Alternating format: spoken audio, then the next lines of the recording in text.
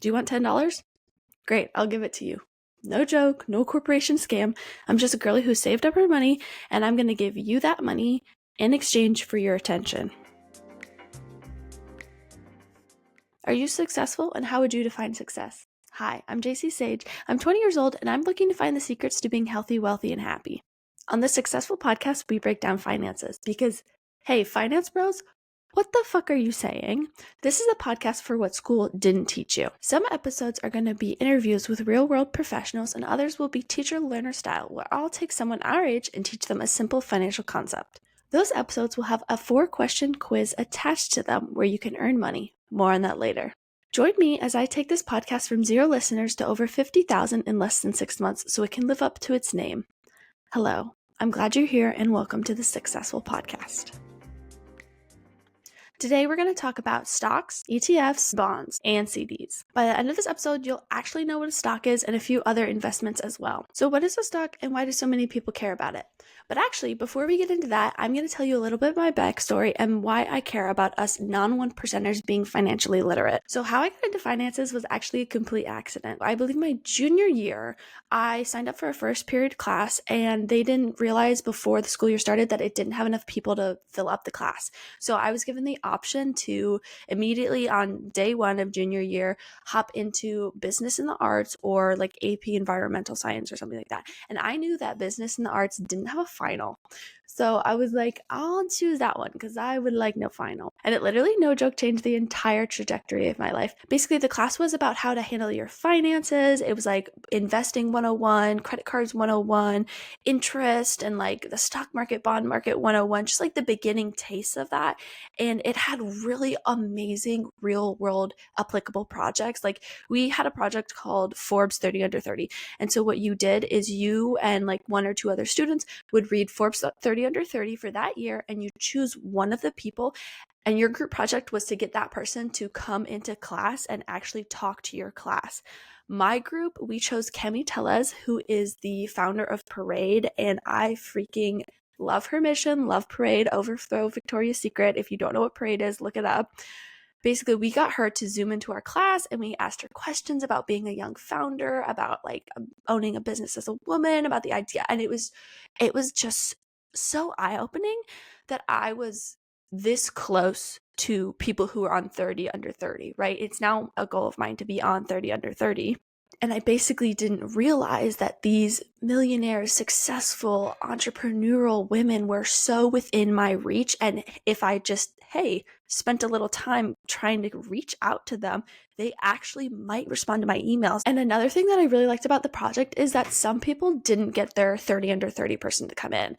And they didn't get a bad grade or anything, but I was like, oh, that's so real world, right? Like, because you're going to have a lofty goal, like getting some awesome founder millionaire to come into your little rinkety dink high school class. Like, and you're not always going to make it. And that's just like real life. And that's also why the hit of some people getting their 30 Under 30 person to come in was so awesome. Because I remember for me, we reached out through email, through text, we found her assistant, we called, nothing worked until we saw that there was like an affiliate program for influencers.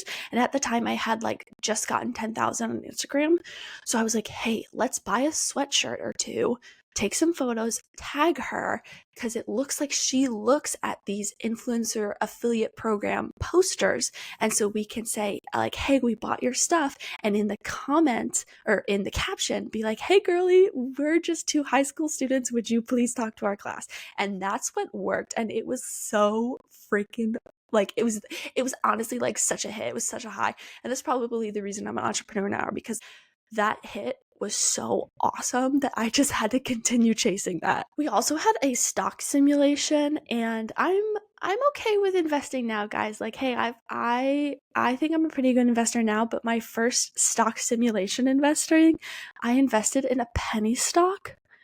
And I literally lost like all of my money because penny stocks are incredibly risky. But yeah, that was my first experience of the financial world and kind of the entrepreneur world as well, right? So I loved that class and I loved that school. And that year, my parents started to get divorced. And they sat me down and they said, "Hey, girl, we do not know if we're going to be able to pay your tuition." And for me, that was simply not an option. I loved the private high school that I was in. And I was like, all right, if you can't pay the tuition, I will. So I decided to get really smart with my money. I doubled my shifts at my minimum wage job, but then I quickly realized that, like, hey, minimum wage job is not going to cut it for paying this much tuition. So with the help of my business and arts teacher, I dove into really how to get financially literate because I was not going to let money be the reason that I didn't get the education I wanted. From that, I got a job that was higher than minimum wage, and I really learned how to invest my money and how to be smart with it long term and short term. I paid a few thousand in my tuition, and it really lit like a fire in my soul about money being a barrier to entry. And it I mean, I know I'm probably preaching to the choir, anyone who's listening to me. It's infuriating that money is the barrier to entry. Like, I almost didn't get the education that I wanted, that I needed as that like 16, 17-year-old girl because of money. And that infuriates me. And I can't stand the idea of women out there, Gen Zers out there, not getting what we deserve and what we need because of money.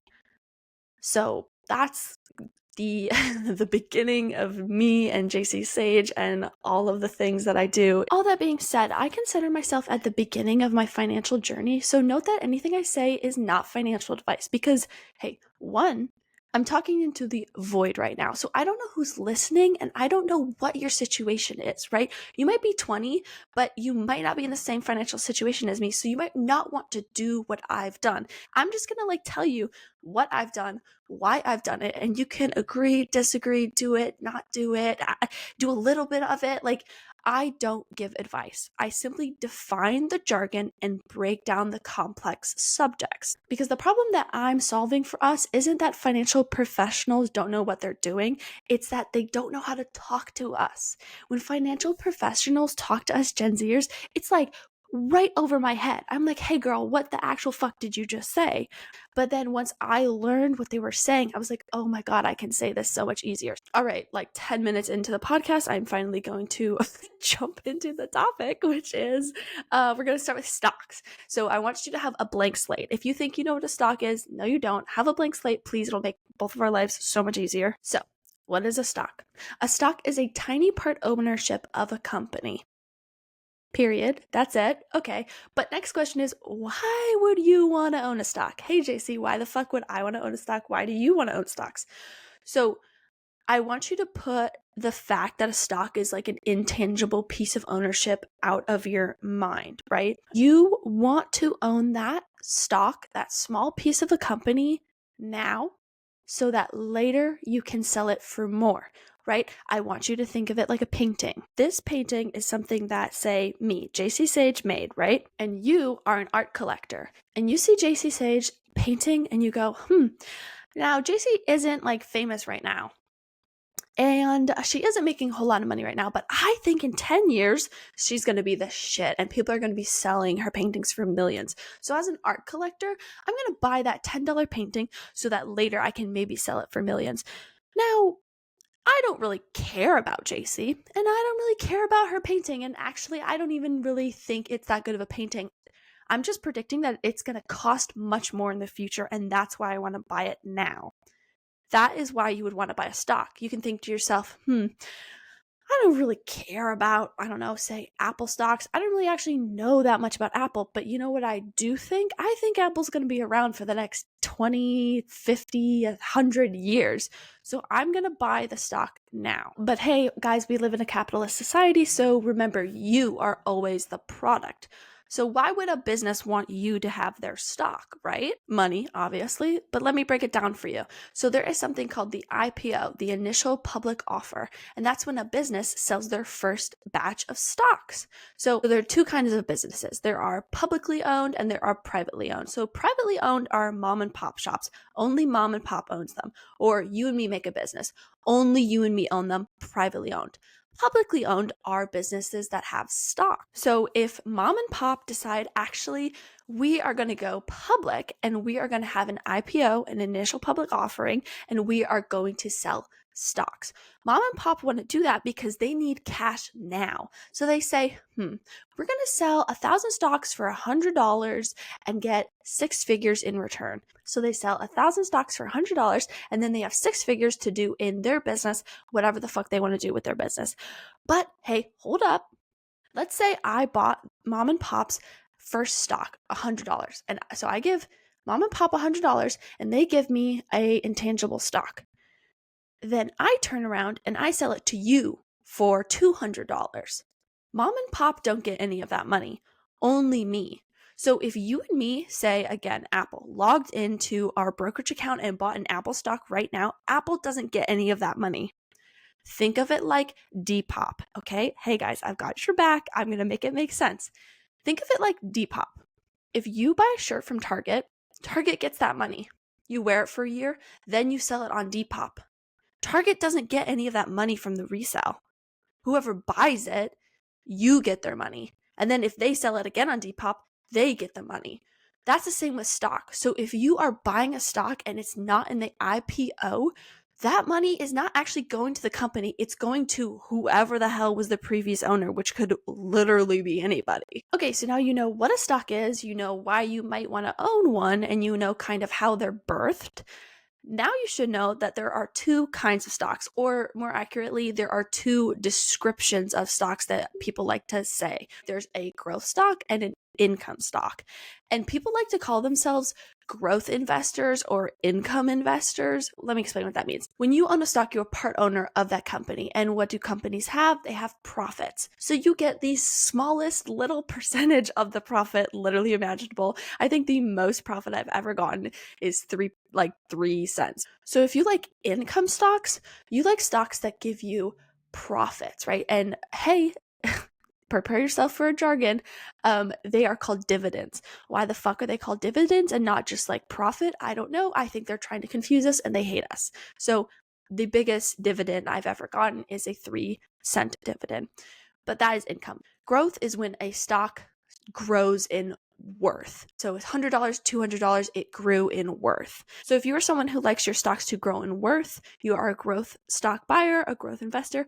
But if you're someone who likes an income or a dividend or a profit, then you're an income stock investor. Okay, we just went over stocks, which is definitely the most complicated thing that we're going to go over today.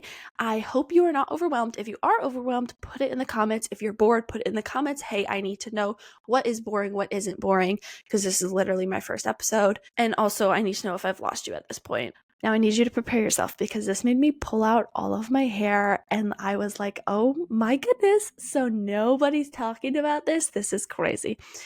All right, girls. True or false? Most finance bros are buying stocks. I'll let you send that one. False. Most people who are invested are actually invested in things called ETFs and mutual funds. Hey, what the fuck are those? So you might think to yourself, oh, okay, buying one stock from one company, girl, I don't have the time to research that. I don't have the time to know whether that's a good or bad investment, and I don't know when to sell and not sell. Hey, neither does most of the population. So what do? We buy ETFs and funds. What are they? They are baskets of stocks, right? Or other things, but we'll get into that later. Now let me explain. If I want to buy a basket of stocks that reflect, say, the American stock market as a whole, I would buy an S&P 500 ETF. So S&P 500 is the name of it, and ETF is what it is. So Apple is the name of it, stock is what it is. It's an Apple stock. It's an S&P 500 ETF, which is a basket of 500 stocks, which lowers the risk. So buying a basket of something of, say, 500 somethings lowers your risk, because if a small percentage, like, I don't know, like 5, 10, 15, like 20 of those 500 stocks go like absolutely like nosedive terrible, you're good because you have all the other stocks to kind of balance it out. So you can buy an ETF, which is a basket of stocks or other thing, we'll get into that later, in one purchase, and then you have the risk diversified because you have 500 potentialness for good to happen to your money.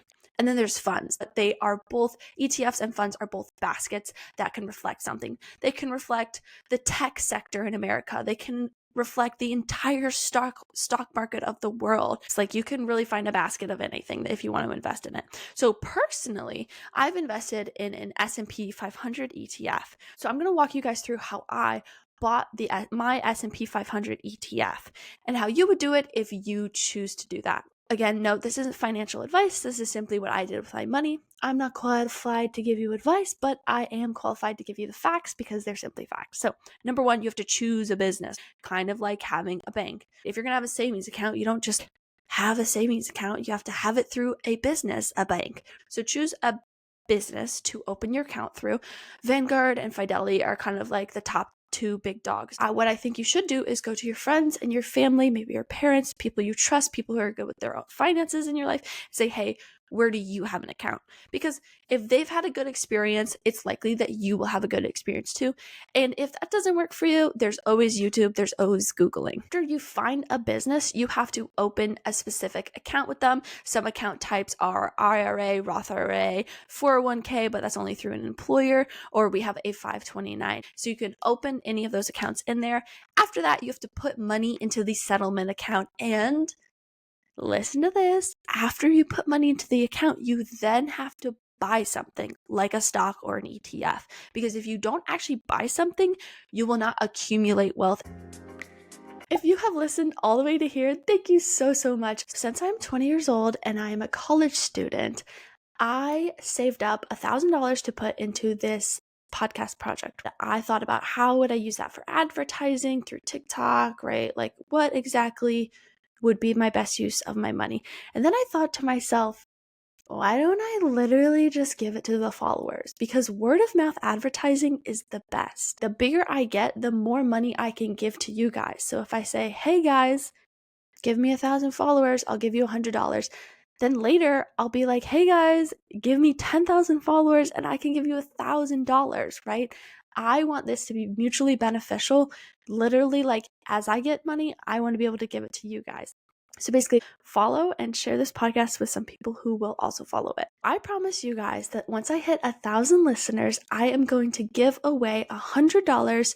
Now, I'm going to take some time right here to address the comments that are going to be like, you're out of touch. Most Americans are living paycheck to paycheck. Saving is hard. Forget about investing. And guys, I hear you.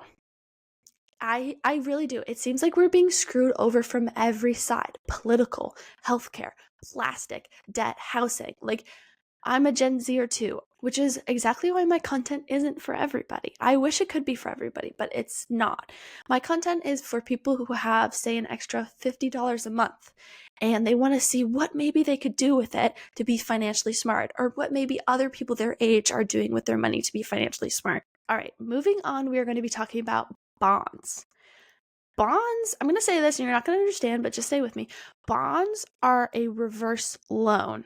Okay, let's walk through what a loan is. You go to a bank, you say, hey, can I have $1,000? And they say, yeah, you can have $1,000 so long as you pay us a 5% interest. Hey, what if we were able to do that? We are. It's called a bond. So companies say, hey, can we have $1,000 from you and we'll give you a 5% interest in return? So bonds are technically debt. An example of how a bond might go, right? Company says, hi, would you like to buy my bond for $100 at a 5% rate? You say, yes, here's my $100. The company then, in a year or whatever agreed upon time, gives you the 5%, which is $5, plus your original bond back. So at the end of the year, for letting them use your $100, you get $105. Now that's just an example of it, so you can kind of like generalize it in your head, but that's what a bond is. And lastly, there is a CD. So I actually have 2 CDs right now through my bank account, and they are the easiest and extremely low risk investment.